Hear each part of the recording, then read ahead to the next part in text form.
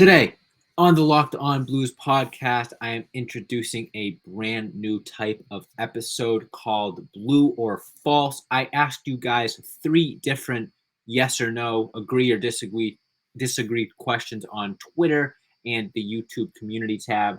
Got a bunch of feedback, bunch of responses. So I'm going to be taking one per segment, reacting to your responses, giving my take and more. Should be a fun episode. Good way to get you guys, the listeners, the watchers involved. Make sure you stay tuned.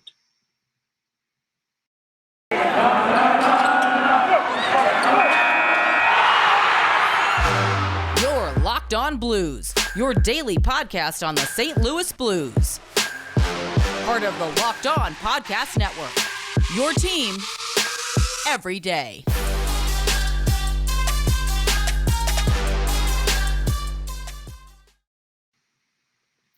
Ladies and gentlemen, welcome back to the Locked On Blues podcast, part of the Locked On Podcast Network, and your number one source for Blues content. I'm your host, as always, Josh Hyman. If this is your first time tuning into the show, welcome. I've been covering the Blues, whether it be writing, tweeting, or podcasting for about 5 or so years now, so thanks for tuning in. If this isn't your first time tuning into the show, thanks for coming back. Thanks for making Locked On Blues part of your daily routine, part of your first listen. Today's episode is brought to you by FanDuel Sportsbook, which is the official sportsbook of Locked On. You can make every moment more. Visit FanDuel.com/LockedOn today to get started. Now, it should be a really fun episode. Trying to rethink some of the segments on this show, make it a little bit more engaging, especially with the season going in the direction that it is. And I thought one of the best ways to do that would be fan involvement. So I tweeted out 3 different polls, as well as put the same polls on YouTube in the community tab. Had you guys vote. And I'm going to react to the responses. I haven't really looked at them too much. I'm going to kind of give my live take here on the air and more. If you want to participate in a future version of this, make sure you follow the show on Twitter at Locked On Blues or subscribe to the YouTube channel.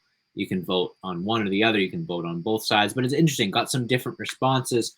But let's just jump right into it. Let's jump into the first poll. The first one. Can Jordan Kyrou be the best player on a contending team? Now, there's a couple layers to this poll, obviously. You got to consider whether or not is Jordan Kyrou the best player on the team now? Will Jordan Kyrou be the best player on the team going forward in the future? And can Jordan Kyrou, obviously, as the question said, be the best player on a contending team, a team that competes for the Stanley Cup?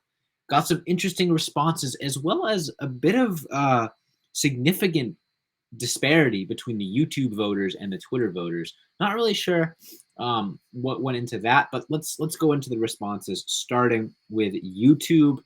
On YouTube, you guys voted 27 times. 70% of you said yes, Jordan Kyrou can be the best player on a contending team.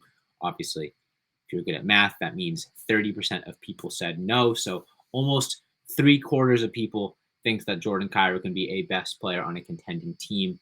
On YouTube, got one reply, said yes, his speed and skill is what makes him stand out as a player. My second choice would be Binner because his confidence when he is in playoff form skyrockets. If he wants to be the best player on a contender, he has to do it sooner rather than later due to age, that being Binnington. Kyrou is still young and developing. I hope he brings a lot of good to this team in the next 2 to 3 years. So that kind of sums up the YouTube thoughts.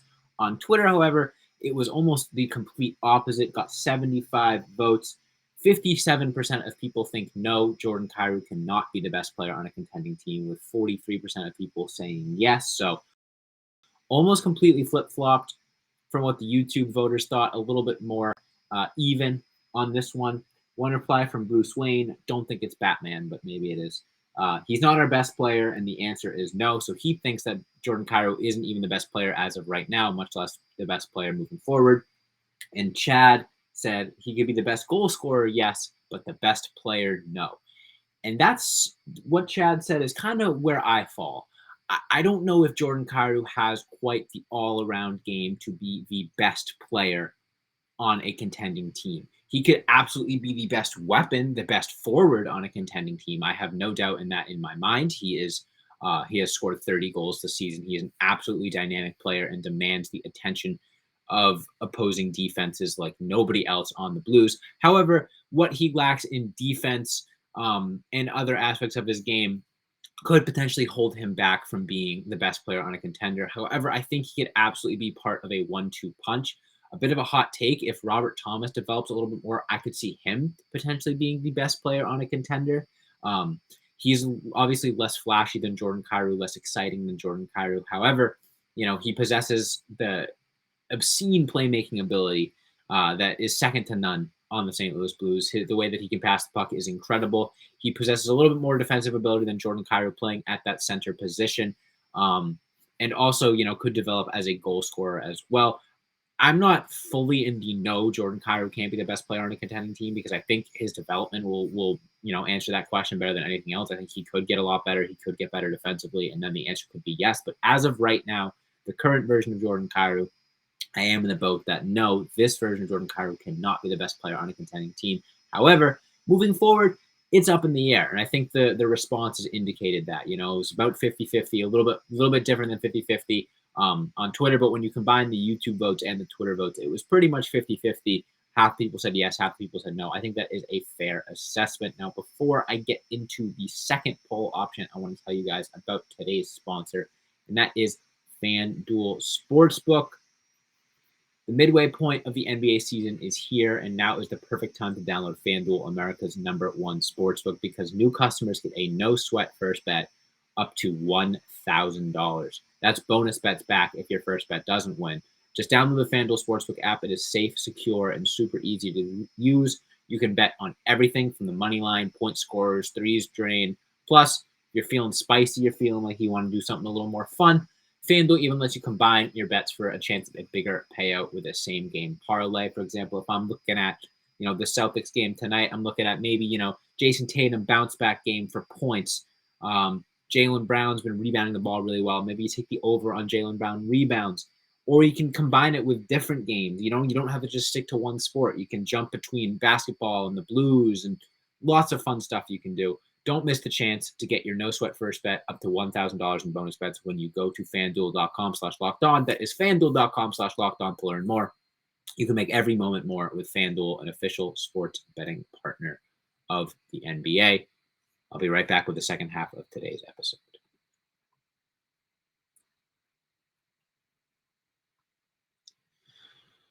All right, second question. We're getting a little bit more spicy with this one, and the responses were a lot more even between Twitter and YouTube. And this question was yes or no, agree or disagree, blue or false. Colton Parayko has the worst contract on the St. Louis Blues. If you disagree, I wanted you to let me know who you think has the worst contract on the St. Louis Blues. Starting out with the YouTube voters, got 25 votes. 60% of you guys said yes, Colton Parayko does have the worst contract on the St. Louis Blues. 40% of you said no. Got a couple replies. Cody said he thinks it's got to be Tory Krug. He has just been a bit disappointing since joining the Blues. He has been hurt, and his stats are mediocre compared to what he was doing in Boston, especially on the power play. Richard Clay says Parayko is a good second-pair guy, still the best defensive defenseman on the team. Krug is the worst contract. I would also argue Falk is worse. And then Blondie Girl says, I say 55, Colton Parayko, but 47, Tory Krug is a close second for me. So that is three people who said either yes or no that agree that Tory Krug has a pretty rough contract. Now, as we get into the Twitter replies as well, you might sense a common theme there. On Twitter, asked the same question. This time it got 95 responses. 56% of people said yes, Colton Parayko does have the worst contract on the team. 44% of people said no. Just for clarification's sake, Colton Parayko has a $6.5 million deal for 8 years that I believe kicks in at the start of next season. So longer term than guys like Tory Krug or Justin Falk, but for the same amount of money. And the replies on Twitter said Tory Krug or Jordan Binnington, and I love Binner, but God, I hate that contract. Jake says Krug, which is unfortunate because I actually like Tory Krug. I'm interested to see what Army does this offseason with the blue line contracts. Puck Time with Pete says Krug and future worst contract Kyrou. I don't know how you consider Jordan Kyrou having a potential worst contract. He is on pace to score, 35-ish goals this year, looking like a future 40-goal scorer. I disagree with you there, but hey, no hot take is going to be denied on the show. Gabriel says Tory Krug has at least Colton Parayko can play, which is fair. Tory Krug has had a fair share of injury concerns. And then Markin St. Louis says Tiny Krug. So that is 1, 2, 3, 4, 5, 6, 7, 8 different people that say Tory Krug has the worst contract. And look, I agree. I love Tory Krug. As a short king myself, as a guy that always played, above his height and tried to be tough out there, even though I was undersized. I really respect what Tory Krug brings to the game, and I loved, being from Massachusetts and kind of watching the Bruins secondhand. I really loved what Tory Krug brought to that team, and when he came over to the St. Louis Blues, I was really, really excited to see him bring that offensive firepower as well as that kind of sneaky grit that he brings. But as a couple people have said, he's been a little bit disappointing since joining the Blues, and I would tend to agree, whether it be the injuries or just the slight lack of offensive production. I don't think Tory Krug has quite lived up to the potential. And you look at his age and the fact that he's going to be, I think, older than 35 when his contract expires, or right around 35 when his contract expires, making $6.5 million per year alongside Colton Parayko and Justin Falk at that $6.5 million mark. The fact that he's undersized means his game is not going to age gracefully. Undersized defensemen traditionally have a hard time retaining their skill and their ability when they get older, and we're already starting to see that with Tory Krug, whether that be his lack of offensive production or the fact that he just can't seem to stay healthy. It does truly seem like that might be a one that we see as a buyout candidate down the line. Before we get too much into Tory Krug talk, I mean, reasons why Parayko, you could argue, has the worst contract is he is getting up there in age, and he does have an 8-year deal that is about to kick in. So he is going to be with the Blues for forever at that $6.5 million mark. And he's been underwhelming. He's been disappointing. Look, I've said a million things about Colton Parayko on this podcast this year, about how disappointing he's been and about how he hasn't quite lived up to the potential of the number one defenseman that we thought he would be in that cup run. And, Blues reward him with this big contract extension, and he plays just okay.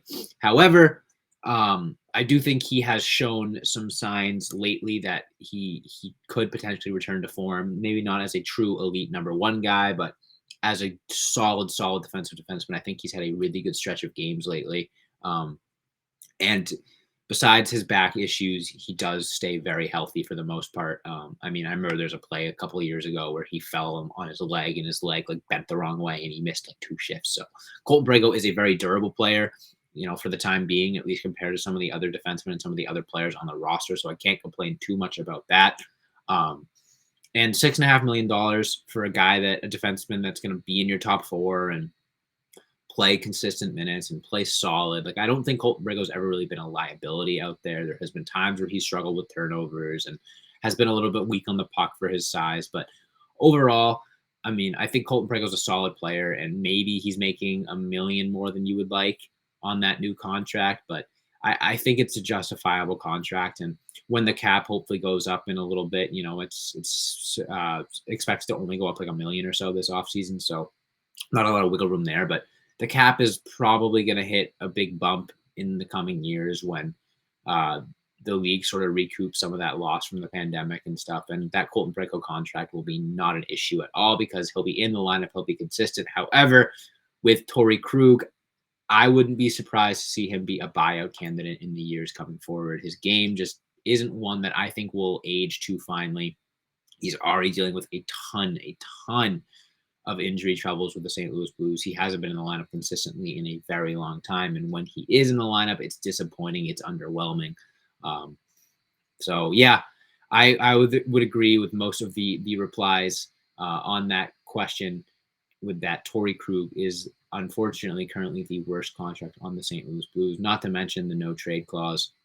Colton Parayko has one as well, obviously, but I think it would be a lot easier to move a guy like Colton Parayko than a guy like Tory Krug. But only time will tell. Maybe Krug will have a bounce back year next year, and I'll look silly. But that being said, got one final question to go over, and it's a big one. It's an exciting one. It means a lot for the future. But before I get into that, I want to tell you guys about our good friends over at Built Bar. If you've listened to like any episode of the show over the last few years, you've probably heard me talk about Built Bar, and that's for good reason. They're absolutely delicious. They're tasty. They taste like a candy bar, and best part is they're good for you. What makes Built Bar so good, you might ask? First of all, they're covered in 100% real chocolate. That's right, real chocolate. None of that artificial stuff that you can tell tastes a little off. Real chocolate, delicious, and they come in unbelievable flavors like churro, peanut butter brownie, and coconut almond. I honestly don't know how Built does it, but the bars taste like a candy bar while maintaining amazing macros. You pick one up, you flip it around, you can back, you blown. 130 calories, 4 grams of sugar, a whopping 17 grams of protein. You don't need to wait around to get a box. For years, we've been talking about ordering your Built Bars at Built.com. I've mentioned Built.com so many times, I hear it in my sleep. But now, you can get them at your local Walmart or Sam's Club. That's right. Head to your nearest Walmart today. Walk to the pharmacy section. Grab yourself a box of Built Bars. You can pick up a 4-bar box of cookies and cream, double chocolate, or coconut puffs. Or if you live near Sam's Club, you get yourself a membership. Run in and grab yourself a 13-bar box, a nice baker's dozen. Hit flavors, brownie batter, and churro. You can thank me later. Built.com, Walmart, Sam's Club. Don't miss out. And I'll be right back to wrap up with one final blue or false.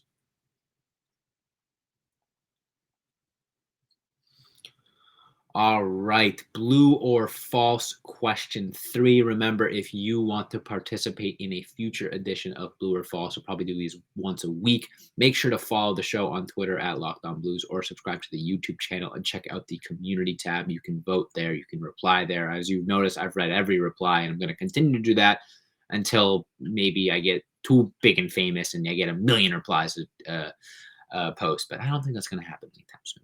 So, the final question, blue or false? The Blues are close enough to competitiveness in the West that they should trade their extra firsts, being from the New York Rangers / Dallas Stars or Toronto Maple Leafs, at this year's draft for an instant upgrade.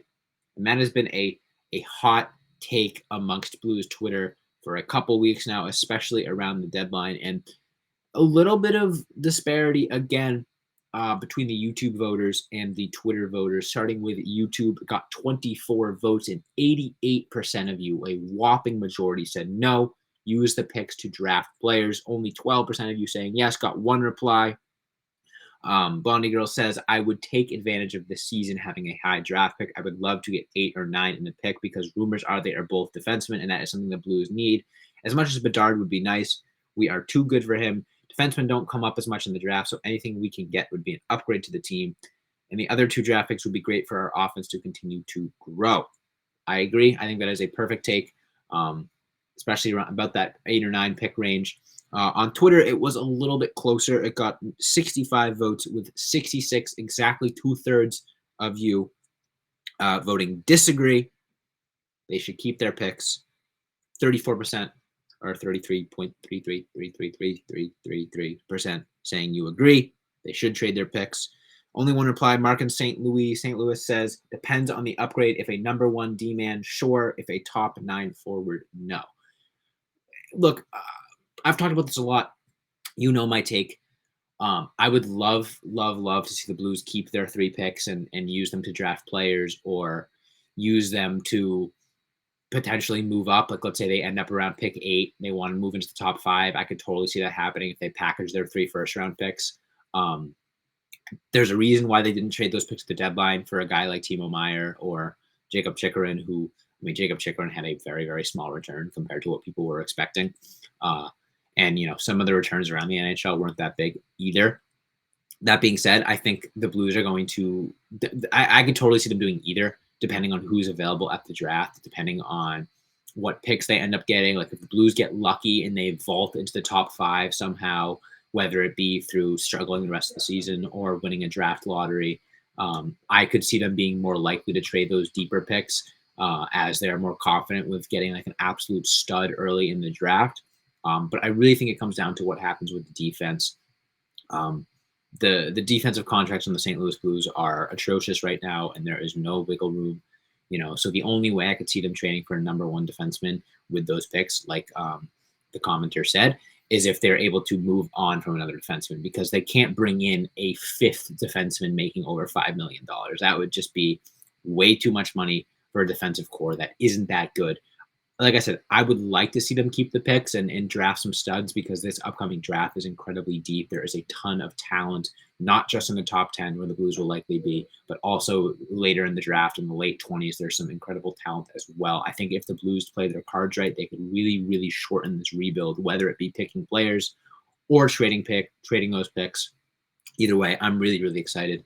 But that is all the time I have for you guys today. Thank you all to everybody who voted in the poll, everyone who left replies. This was a really fun episode. Like I said, if you want to do this in the future, follow the show on Twitter at Locked On Blues, or on YouTube at Locked On Blues as well in the community tab. There'll be polls probably once a week. Like I said, I read all the replies, all that fun stuff. Great time. Thanks for listening. Make sure you check the show out on Twitter and Instagram. Like I said, at Locked On Blues. You can check me out on Twitter at Josh Hyman NHL. Thanks for listening. As always, let's go Blues.